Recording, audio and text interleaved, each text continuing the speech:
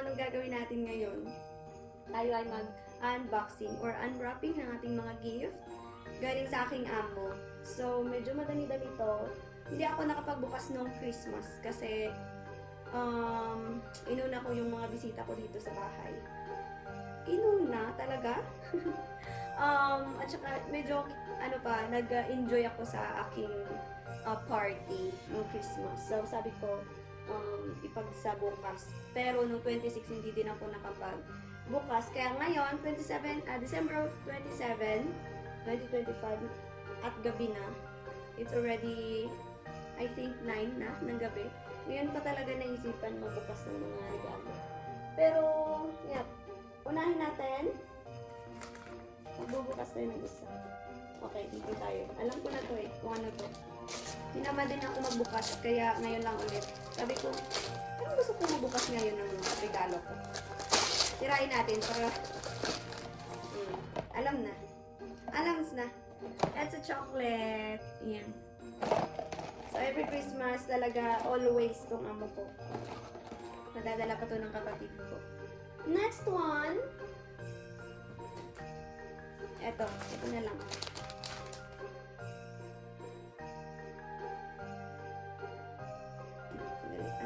Okay. Like that. And, perfect! Ito ay hand foaming hand soap. Crisp and morning air.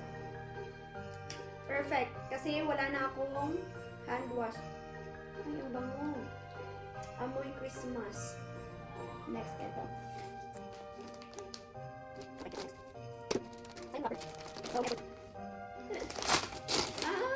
Okay. Kaya pala. Okay. Quick dry towel. Para siya sa pag mag-beach. It's a towel, yes. Yan.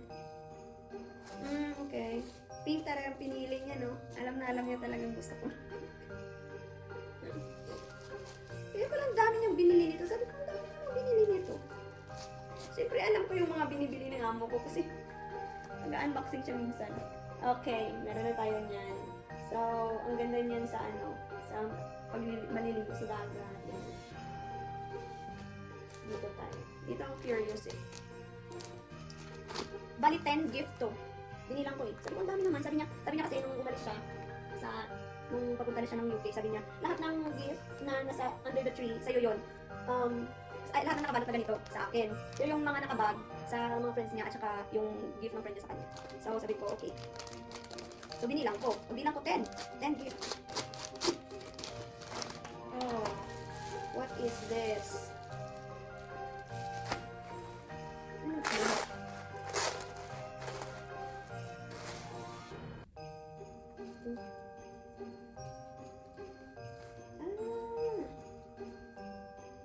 Okay. It's a shawl. Ganon. It's a shawl. Ganyan. Perfect! Naisip ko pa naman bibili ng ng ganito, ng shawl. Kasi yung shawl na binigay sa akin hinahanap ko yung telang ganun. Yung manipis, sobrang nipis, pero pag nilalagay mo sa sa katawan mo, hindi siya malamig. So, perfecto. Perfect sa aming sine. Magsini kami ng mga kapatid ko. Oh, perfect. Ay, dalhin ko to sa sinihan. And it's Aldo. Okay, next. Etong mga gift na to, nakita nyo na to sa vlog ko. Sa kanya to. Gift ko naman to sa kanya. Okay, next. Yung aso ko. Naiingayan sa akin.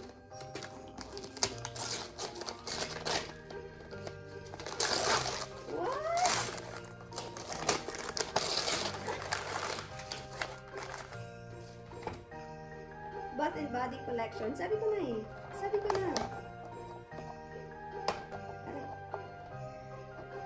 Perfect. Kasi yung mga yung mga panligo ko. Paubos na. At siya yun, at siya lang yung nabibigay sa akin ng ganito. Hindi ito mawawala. Every December to na iyuda. So, kinukonti-konti ko lang kasi sobrang mahal naman talaga. Ito ay Toscan Dreams with Lavender Chamomile. Wow. Luxurious Bath Essence. Ay, ano? Chamomile, gusto ko yung chamomile, pero lavender, hindi. Pero ito okay lang, medyo mild naman siya. Allergic ako sa lavender. Yung fresh. Ito naman, shower cream. Shower cream. Ang bango. Ang bango dito. Bakit hindi ko ito nakita nung pumunta ako dun sa shop? Pumunta kasi kami nila Joy sa shop ng Body and Bath. Bath and Body pala, sorry. Ng Bath and Body. Pero siguro sa loob. Ito. Ha? Meron na akong pang shower na naman. Okay. Kasi paubos na yung ano ko eh, yung shower ko. Nag-gift siya sa akin nung Christmas din. Hanggang ngayon hindi pa naubos. Siyempre, kinukunti-kunti natin. Ang dami niyang nag-gift ng panligo. Tapos bumili ako para hindi yun maubos. Kasi sabi ko, dalhin ko yung iba sa Pilipinas. Hindi pa naman siya na-expire. Ilang taon pa siya mag-expire. Ano pa ba? Ang next? Okay, next. Itong maliit na box. I'm so lucky. Sobrang lucky ko talaga dito sa amo ko. Every December, any occasion. Birthday, ganun. Yung birthday ko, laki din ginastos niya. I think that's how she gave. Oops, what is this?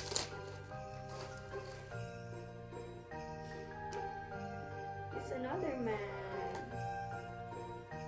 Next on your makeup.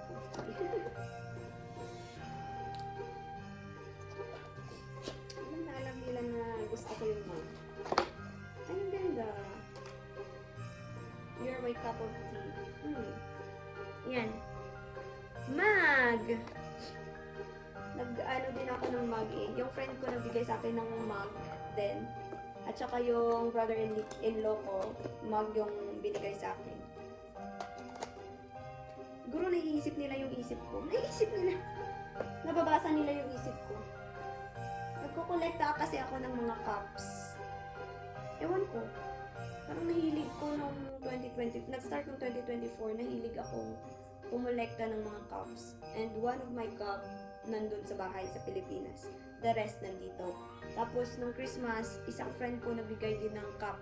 Malaking cup. I mean mug. And yung brother-in-law ko, nagbigay din. Ang ganda. Ang ganda yun. Ito muna. Dito ako excited. Pina-deliver niya, hindi umabot. Kaya, nung hindi umabot na nandito siya, kaya hindi niya nanarap. Ayan na. Ay, sorry. May details pala. I-blur ko na lang. Ano?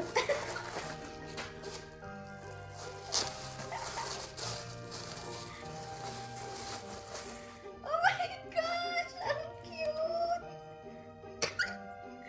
Yan si Ella!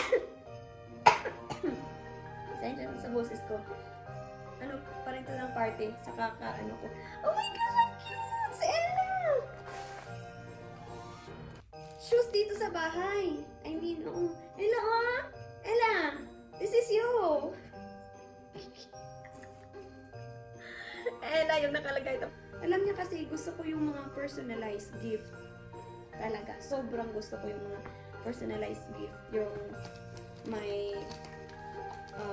may konting effort sa pag-iisip. Ganun yung gusto ko. Mas gusto ko nga yung kahit cards lang.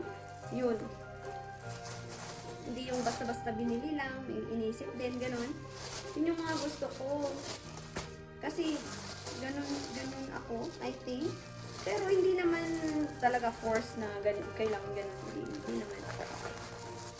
Kung ano naman yung mabibigay sa akin, di ba? Tatanggapin. Ganon. Pero yan, perfect. Alam niyo kasi talaga, ito nga mo ko siguro sa ilang taon ko dito, 2019 ako pumasok dito eh. September 2019. alam niya na yung ano ko. Yung mga gusto ko. Yan, mga personalized na bagay. Gusto ko i-last yung isa. Kasi parang alam ko na yan. Eto, dito tayo. Next. Sa pang ilang, basta. 8. Yes, ika-8. The gift. Medyo nahihilo pa ako at saka medyo may paos pa. Oh my gosh. I think alam ko na din ito. Sa kakatawa at ano namin ng Christmas. Sobrang ano pa yung boses ko. At saka medyo ubo-ubo pa rin ako. Ano kayo naman nito?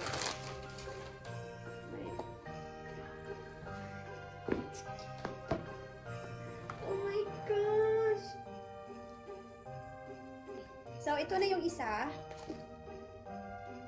Parang crop top siya na jacket. Dito ako na-shock. Extra small. XS. Hindi niya pa kinuha yung tag. Oh my gosh, bakit ka bumili nito? By the way. So, ito siya. Extra small siya. I-check natin kung kasha. First time kong nagkaroon ng yellow na jacket or yellow na damit. Kahit, meron pala yung mustard. Nung dress ko na mustard pala sa Pilipinas. Bagay din pala sa akin yung yellow. Hindi kasi ako nagdadamit or bumibili ng yellow na mga damit. Kasi, yellowish ako. So, ayan. Ang ganda niya. At saka mainit. Manipis siya, pero mainit. Sa loob. Ayan. Ang ganda. Perfect po ngayong winter. Parang crop-top lang siya. Ayan. Pwede siya i-crop-top. Uy. Perfect. Okay. So, galing to ng H&M. And last, I know, it's not last. Ito muna. Dito muna tayo. Sa ika-9 na gift. Yan. Akala ko, susudlan lang pala. Alam ko kasi yung laman nito eh. Ano to? Teacup. Akala ko teacup. Pero hindi pala. Nilagay niya lang pala yung jacket. Ayan. Ito parang alam ko na to. Kasi may hint. Yung amo ko kasi gusto niyang may nakukuhang information sa akin kung ano mga gusto kong regalo eh. So, alam niya. Ay, okay. Okay. Right.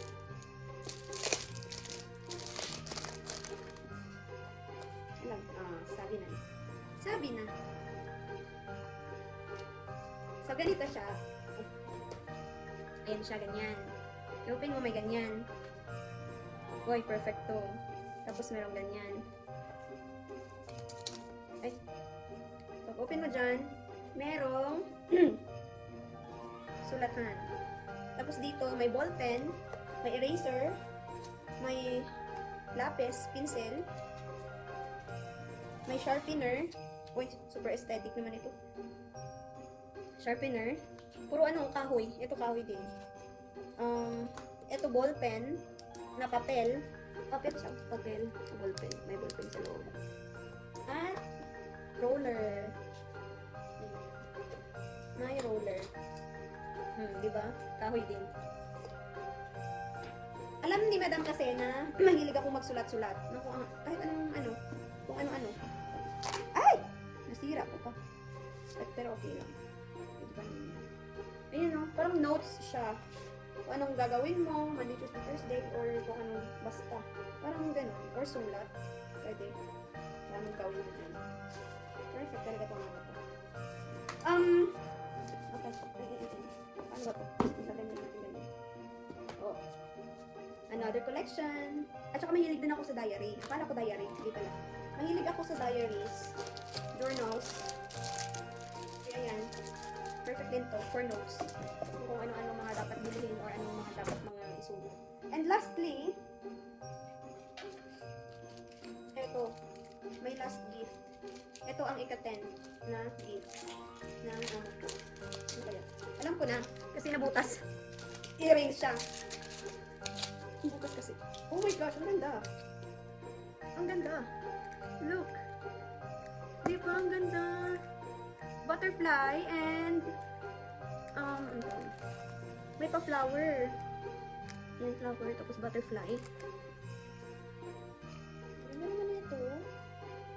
Kaso, mabagay ba to sa mga ganito? Yung kinahiligan ko kasi ngayon pang mga ganito na mga maliliit. Ito na nga sinusuot yung mga ano, yung parang bangil-bangil ko. At saka nahiligin ako sa pearl. Ngayon. Try natin to. Wait, sandali. Suot ko lang ha. So, ayan siya sa malapitan. Ayan, may pa-butterfly siya doon, tapos merong parang flower. Ayan. Nangilig din ni Madam sa mga earrings. First earrings niya na binigay sa akin is anong brand? Pandora. Ang ganda oh. Tapos silver. Mahilig siya magbigay sa akin ng silver or white gold. Pero yung mga prefer kong ano, mga gold. Hindi kasi bagay sa akin to. Pero babagay to siguro sa kung gown or something. Mga perfect occasion lang. Mga tawag yan, formal occasion. Pero pang araw-araw, I mean pang day off, I don't think so. Hindi ko tumus. Okay lang sana kung iyon lang. Wala na to na. Pero ang ganda. Ang ganda. First time kong nagkaroon ng ano, ng earrings na may butterfly. I love butterflies. Ayan.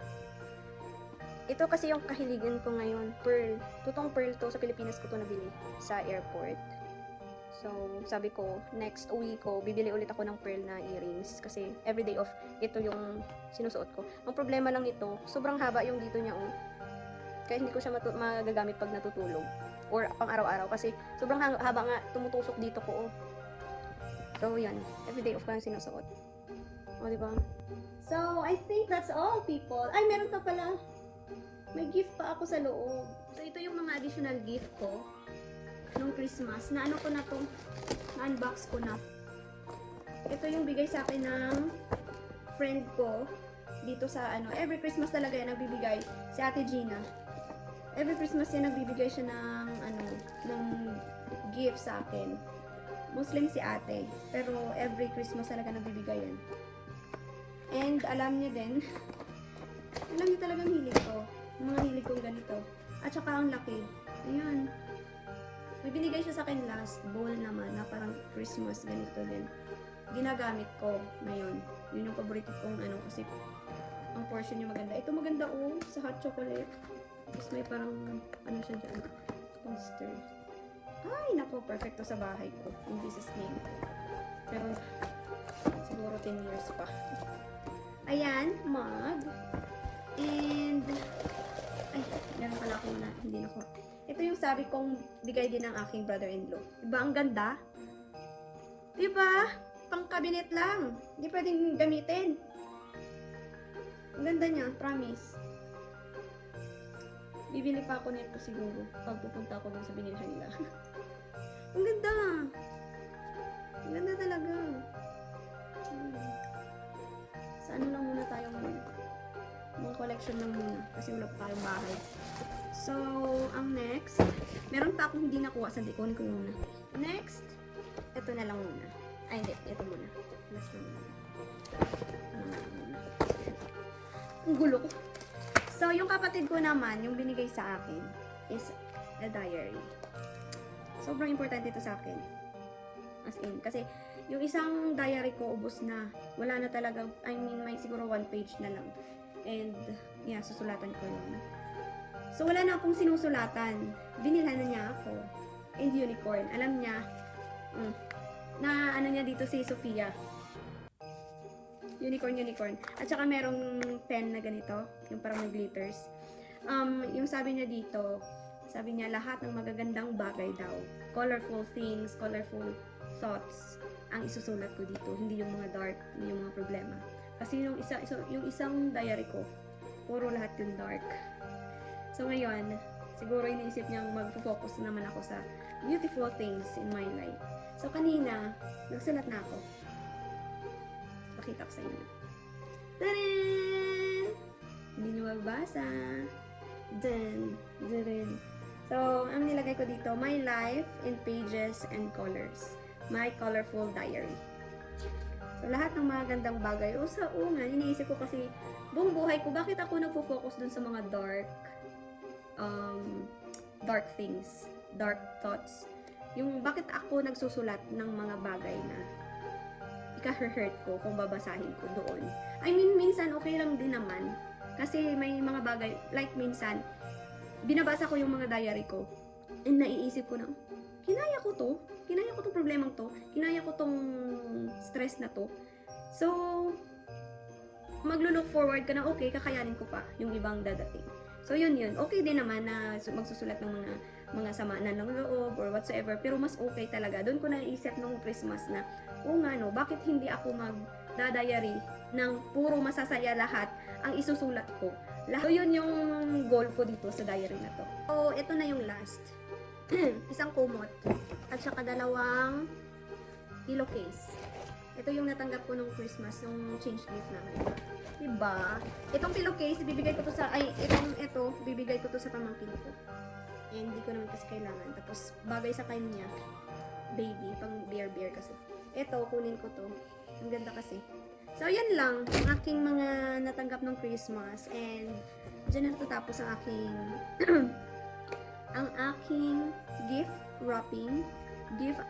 So, dito na natatapos ang video na to. See you! And thank you so much for watching. Bye!